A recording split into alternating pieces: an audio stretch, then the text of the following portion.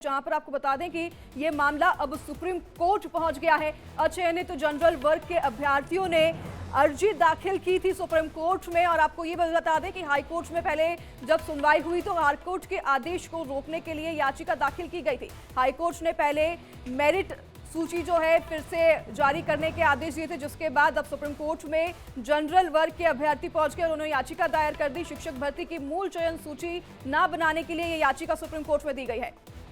69,000 शिक्षक भर्ती मामले में ये बड़ी खबर आपको बता रहे हैं। अब सुप्रीम कोर्ट में ये पूरा मामला पहुंच चुका है।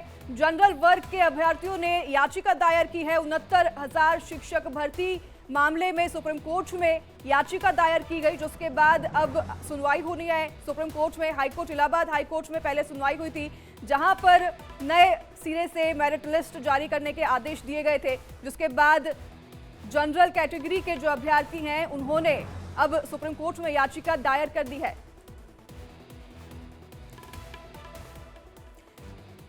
अनूप श्रीवास्तव इस खबर पर ज्यादा जानकारी के लिए हमारे साथ जुड़ गए हैं। अनूप, ये क्या कुछ पूरा मामला है, इस पर हमें ज्यादा अधिक जानकारी दीजिए। सुप्रीम कोर्ट में अब जो है ये पूरा मामला पहुंच गया है।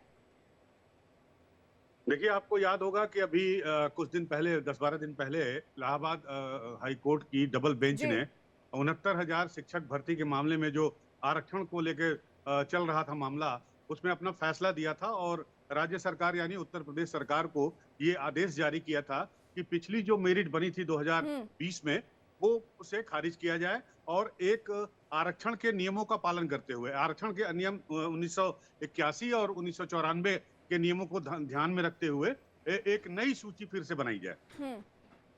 इसके बाद से ही जो अभ्यर्थी हैं इनका दो खेमा हो गया था। एक जिनका चयन नहीं हुआ था, जो हाई कोर्ट गए हुए थे और उनका सरकार के ऊपर दबाव था कि आप जल्दी से जल्दी ये सूची बना दीजिए। हालांकि 3 महीने का समय जो है हाई कोर्ट ने उत्तर प्रदेश सरकार को दिया है इस सूची को बनाने के लिए। उधर जो अभ्यर्थी इसकी वजह से छंट जाते, यानी 19,000 पे गड़बड़ी का मामला सामने आया था, यानी 19,000 गलत लोग शामिल हुए हैं जिनको आरक्षण बिना आरक्षण के शामिल किया गया सूची में और वो 4 साल से नौकरी कर रहे हैं, तो उनकी तरफ से भी दबाव था। तो सरकार इस बीच जो है उसने आश्वासन दिया था कि हम किसी का अहित नहीं होने देंगे और सूची जो है उसको बनाई जाएगी, समस्या का समाधान किया जाएगा।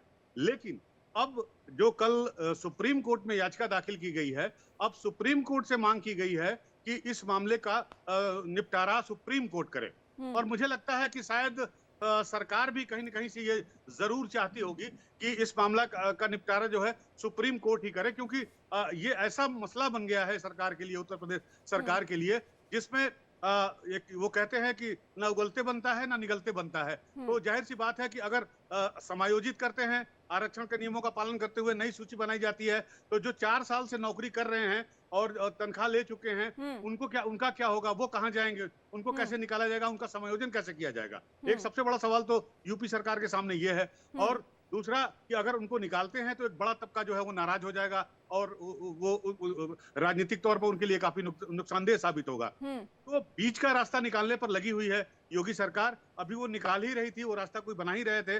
नियमित बैठक हुई थी अभी पिछले हफ्ते, सीएम योगी आदित्यनाथ ने इस पर बैठक भी की थी और उन्होंने कहा था कि किसी का अहित नहीं किया जाएगा। उसके बावजूद जो है ये ऐसे लोग सुप्रीम कोर्ट गए हैं जिनका न तो चयन हुआ है पिछली सूची में और न ही इस सूची में उनको कहा गया है कि बहाल कर दिया जाए। तो ये अचयनित लोग हैं जिन्होंने इस परीक्षा को नहीं दिया था, उन्होंने ये सुप्रीम कोर्ट में याचिका दाखिल की है और जो आरक्षित वर्ग के कैंडिडेट्स हैं, अभ्यर्थी है, उन्होंने कैविएट फाइल की थी सुप्रीम कोर्ट में कि अगर इस तरह की कोई याचिका दाखिल होती है तो उनकी सुनवाई भी जरूर की जाए। तो लिहाजा अब ये मामला सुप्रीम कोर्ट में चला गया है और मुझे लगता है कि अब ये मामला थोड़ा लटक गया है।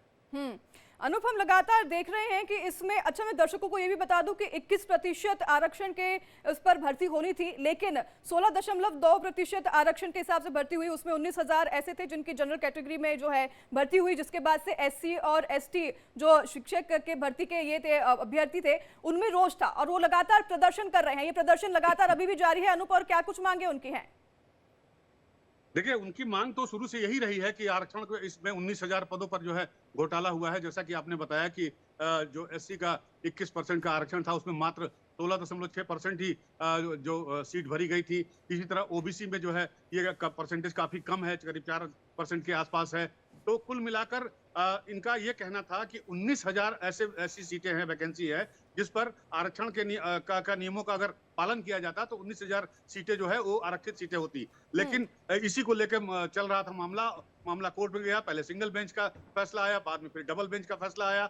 अब लेकिन सरकार के कुछ अधिकारी जो है इस बात को मानने के लिए बिल्कुल तैयार नहीं थे शुरू से ही कि इस आरक्षण लिस्ट में कोई भर्ती में गड़बड़ी की गई है।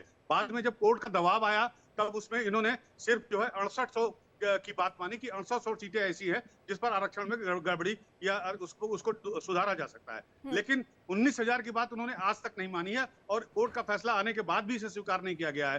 तो अब ये देखना बड़ा दिलचस्प होगा कि सुप्रीम कोर्ट जो है वो क्या करता है, किस तरह से इस मामले का पूरा निपटारा करती है, और साथ ही साथ ये भी देखना बड़ा दिलचस्प होगा कि इस मामले में सरकार को क्या करती है। बहरहाल सरकार को तो इंतजार करना पड़ेगा कि सुप्रीम कोर्ट की क्या गाइडलाइंस जारी की जाती है। बिल्कुल अनूप, अब सबकी निगाहें सुप्रीम कोर्ट पर बनी हुई है। बहुत धन्यवाद आपका तमाम जानकारी हमारे दर्शकों के साथ विस्तार से